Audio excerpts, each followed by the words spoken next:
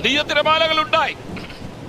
കർത്താവ് കിടന്നുറങ്ങി അമരത്ത് തലയണ വെച്ച് എന്നാ മർക്കോസ് അതിനെ കുറിച്ച് പറഞ്ഞിരിക്കുന്നത്. ശിഷ്യന്മാർ ഭയചകിതരായി ഭയം ഓടിച്ചെന്ന് അവർ ഗുരുവിനെ ഉണർത്തിയെന്ന് നമ്മുടെ കർത്താവ് എഴുന്നേറ്റു.